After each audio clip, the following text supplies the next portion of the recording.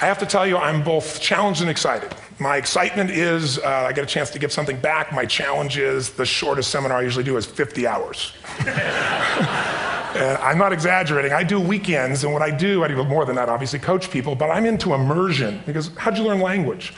You didn't learn it by just learning principles. You got in it, and you did it so often that it became real. And the bottom line of why I'm here, besides being crazy mofo, is that I'm really in a position, I'm not here to motivate you, obviously. You don't need that. And a lot of times, that's what people think I do, and it's the furthest thing from it.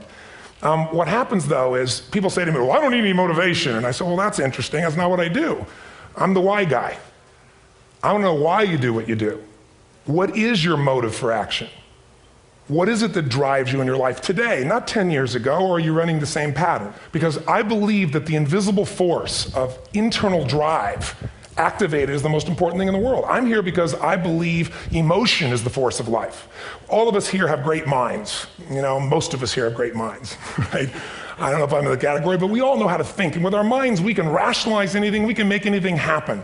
We can, I agree with what was described a few days ago about this idea that people work in their self-interest. But we all know that that's bullshit at times. You don't work in your self-interest all the time. Because when emotion comes into it, the wiring changes in the way it functions. And so it's wonderful for us to think intellectually about how the life of the world is, and especially those who are very smart. We can play this game in our head, but I really want to know what's driving you. And what I'd like to maybe invite you to do by the end of this talk is explore where you are today for two reasons. One, so that you can contribute more. And two, so that hopefully we can not just understand other people more, but maybe appreciate them more and create the kinds of connections that can stop some of the challenges that we face in our society today. They're only going to get magnified by the very technology that's connecting us, because it's making us intersect. And that intersection doesn't always create the view of everybody now understands everybody and everybody appreciates everybody. So I've had an obsession basically for 30 years. And that obsession has been what makes the difference in the quality of people's lives? What makes a difference in their performance? Because that's what I got hired to do. I got to produce the result now. That's what I've done for 30 years. I get the phone call when the athlete is burning down on national television and they were ahead by 5 strokes and now they can't get back on the course. And I got to do something right now to get the result or nothing matters. I get the phone call when the child is going to commit suicide, and I got to do something right now. And in 29 years, I'm very grateful to tell you I've never lost one in 29 years. It doesn't mean I won't someday, but I haven't done it. And the reason is an understanding of these human needs that I want to talk to you about. So when I get those calls about performance, that's one thing, like how do you make a change? But also, I'm looking to see what is it that's shaping that person's ability to contribute, to do something beyond themselves. So maybe the real question is, you know, I look at life and say there's 2 master lessons. One is there's the science of achievement, which almost everyone in this room has mastered to an amazing extent.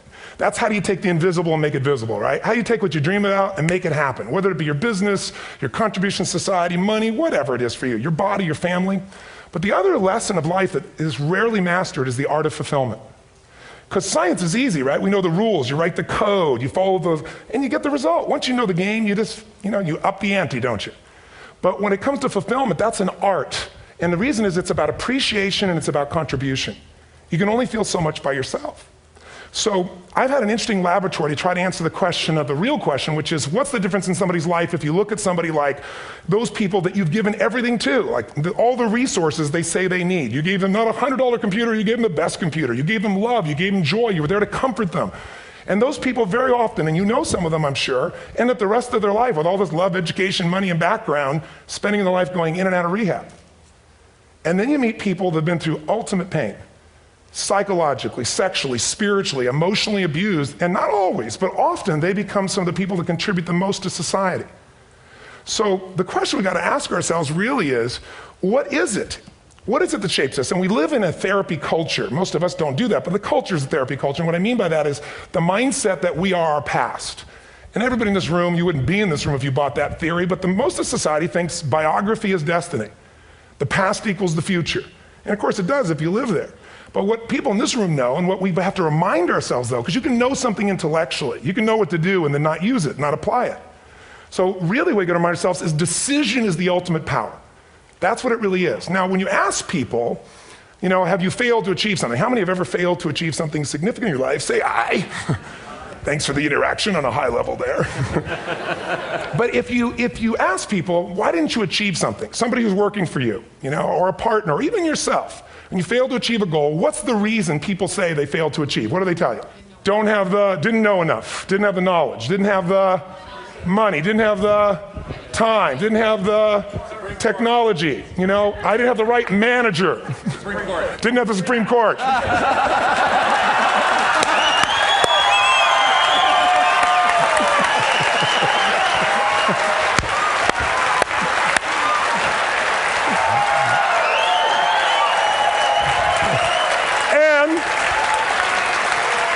And what do all those, including the Supreme Court, have in common?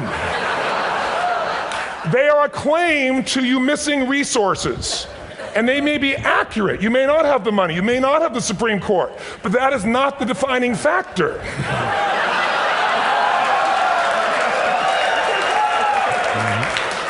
And you correct me if I'm wrong.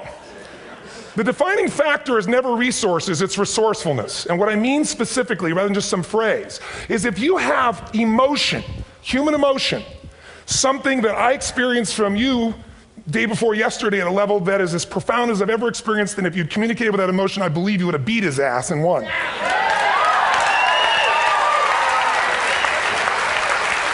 But how easy for me to tell him what he should do. Idiot, Robbins. But I know when we watched a debate, at that time, there were emotions that blocked people's ability to get this man's intellect and capacity and the way they came across to some people in that day. Because I know people that wanted to vote in your direction and didn't, and I was upset. But there was emotion that was there. How many know what I'm talking about here? Say I. So emotion is it, and if we get the right emotion, we can get ourselves to do anything. We can get through it. If you're creative enough, playful enough, fun enough, can you get through to anybody, yes or no? Yeah. If you don't have the money, but you're creative and determined enough, you find the way. So this is the ultimate resource, but this is not the story that people tell us, right? The story people tell us is a bunch of different stories. They tell us we don't have the resources, but ultimately, if you take a look here, flip it up if you would. They say, what are all the reasons they have in common? We said that. Next one, please. He's broken my pattern, that son of a bitch. But I appreciated the energy, I'll tell you that. What determines your resources? We've said decisions shape destiny, which is my focus here. If decisions shape destiny, what determines it is 3 decisions. What are you going to focus on?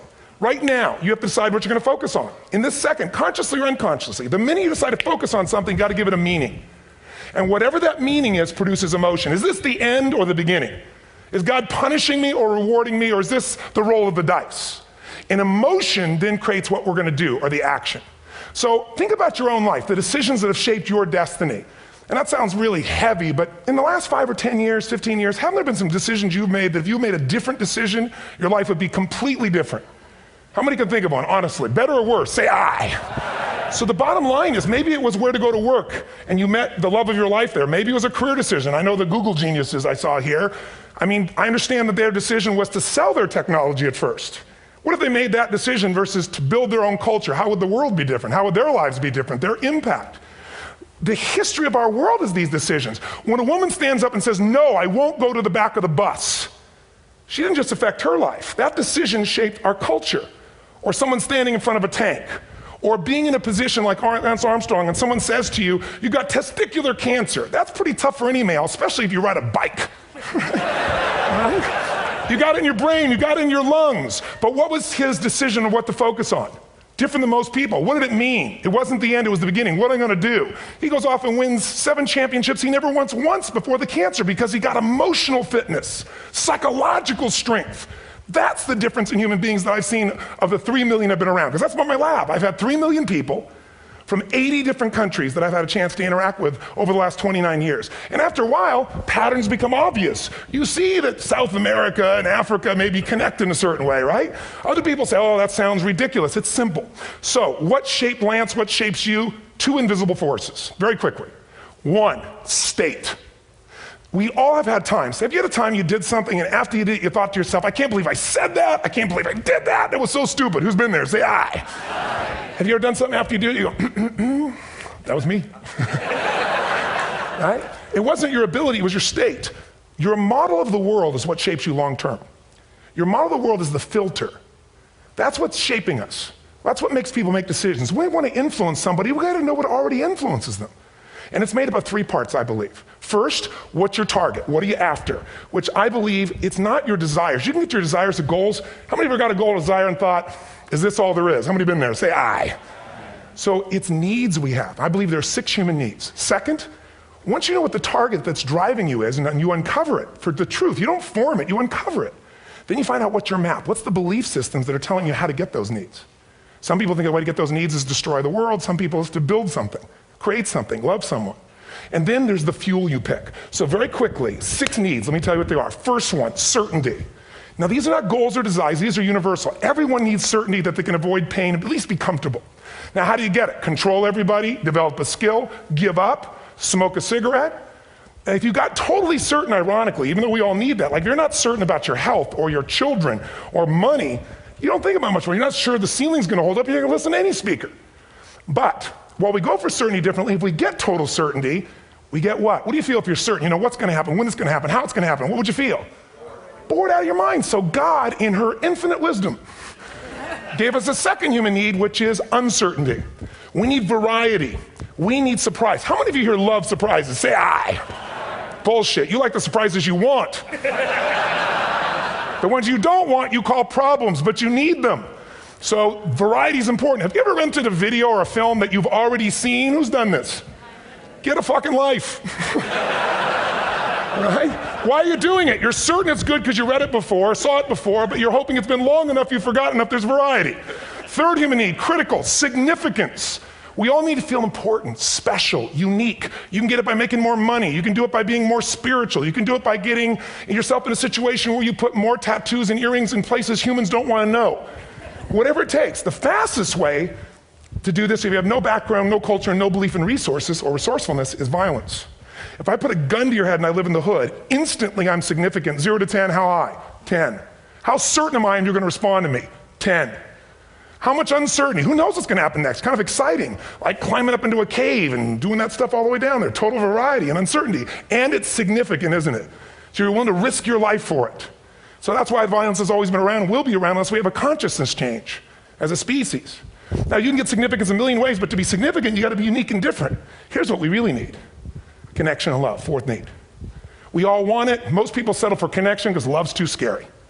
Don't want to get hurt. Who here has ever been hurt in an intimate relationship? Say aye. If you don't raise your hand, you'll have had other shit too, come on. And you're gonna get hurt again. Aren't you glad you came to this positive visit? But here's what's true, we need it. We can do it through intimacy, through friendship, through prayer, through walking in nature. If nothing else works for you, get a dog. Don't get a cat, get a dog, because if you leave for 2 minutes, it's like you've been gone for 6 months when you show back up again 5 minutes later, right? Now these first 4 needs, every human finds a way to meet. Even if you lie to yourself, even if you have split personalities. But the last 2 needs, the first 4 needs are called the needs of the personality, is what I call it. The last 2 are the needs of the spirit. And this is where fulfillment comes. You won't get fulfillment from the first 4. You'll figure a way, smoke, drink, do whatever, meet the first 4. But the last 2, number 5, you must grow. We all know the answer here. If you don't grow, you what? If a relationship's not growing, if a business is not growing, if you're not growing, it doesn't matter how much money you have, how many friends you have, how many people love you, you feel like hell. And the reason we grow, I believe, is so we have something to give of value. Because the 6th need is to contribute beyond ourselves. Because we all know, corny as it sounds, the secret of living is giving. We all know life's not about me, it's about we. This culture knows that, this room knows that.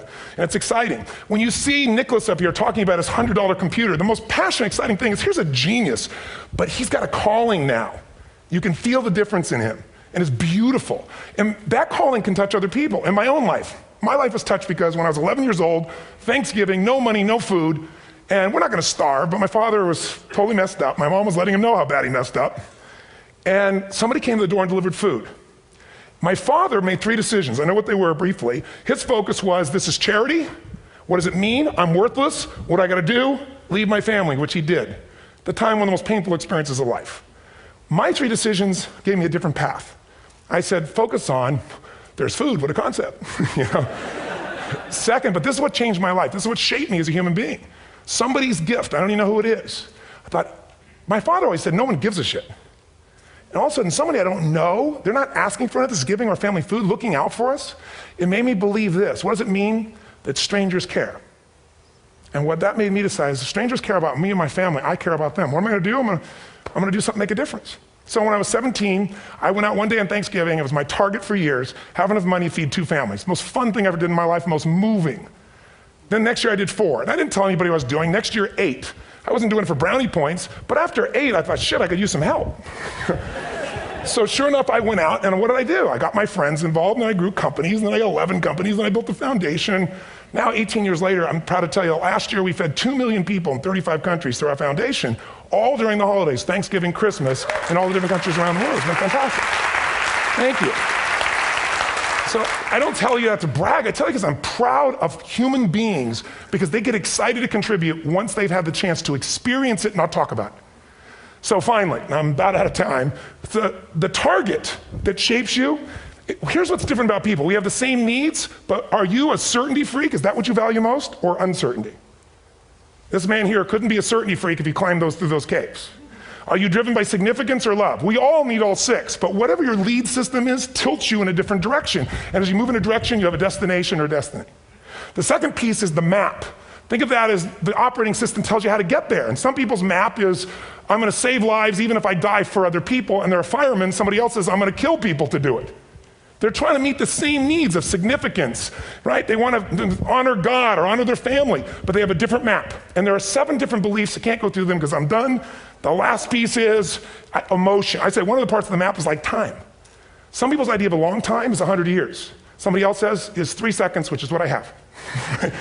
And the last one I've already mentioned that felt you. If you got a target and you got a map, and let's say, I can't use Google because I love maps and they haven't made it good for Macs yet. So if you use MapQuest, how many have made this fatal mistake of using MapQuest at some time?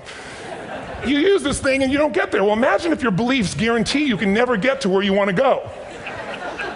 The last thing is emotion. Now here's what I'll tell you about emotion. There are 6,000 emotions that we all have words for in the English language, which is a linguistic representation, right? It changes by language.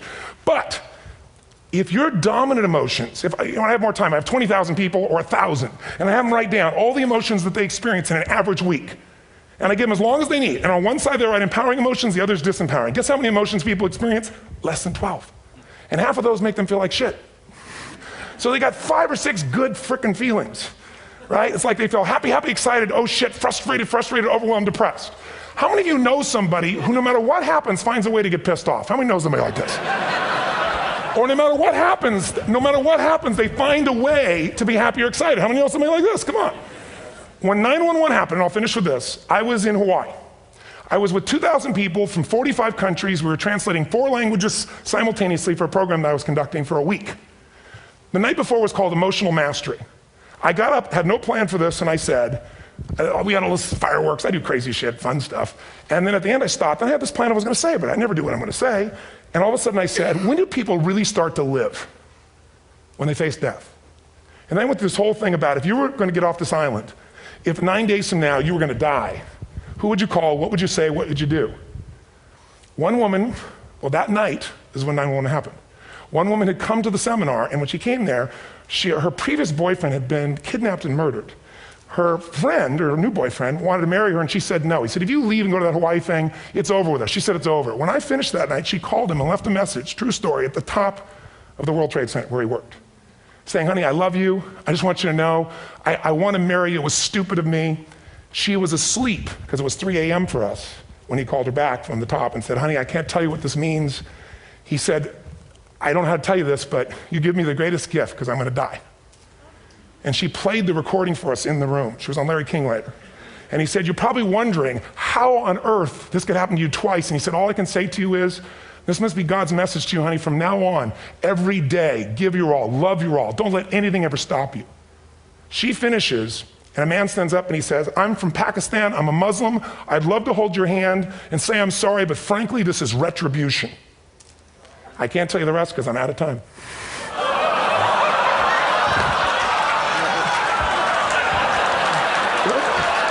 Are you sure? Finish the story. 10 seconds. 10 seconds. No, I want to be respectful. 10 seconds. All I can tell you is I brought this man on stage with a man from New York who worked in the World Trade Center, because I had about 200 New Yorkers there. More than 50 lost their entire companies, their friends, marking off their Palm Pilots. One financial trader, this woman made of steel, bawling. 30 friends crossing off that all died. And what I did to people said, what are we going to focus on? What does this mean, and what are we going to do? And I took the group and got people to focus on, if you didn't lose somebody today, your focus is going to be how to serve somebody else. There are people, there was one who got up, she was so angry and screaming and yelling. They found she wasn't from New York, she's not an American, she doesn't know anybody here. I said, you always get angry. She said, yes. Guilty people got guilty, sad people got sad. And I took these two men and did what I call an indirect negotiation. Jewish man with family in the occupied territories, from New York, who would have died if he was at work that day. And this man who wanted to be a terrorist, and made it very clear. And the integration that happened is on a film, which I'll be happy to send you, so you can really see what actually happened instead of my verbalization of it. But the two of them not only came together and changed their beliefs and models of the world, but they worked together to bring, for almost 4 years now, to various mosques and synagogues, the idea of how to create peace. And he wrote a book, which is called My Jihad, My Way of Peace. So transformation can happen. So my invitation to you is this. Explore your web, the web in here. The needs, the beliefs, the emotions that are controlling you, for two reasons. So there's more of you to give. Achieve too, we all want to do it, but I mean give, because that's what's going to fill you up. And secondly, so you can appreciate, not just understand, that's intellectual, that's mind, but appreciate what's driving other people. It's the only way our world's going to change. God bless you, thank you, I hope this will serve. Kenny Robbins.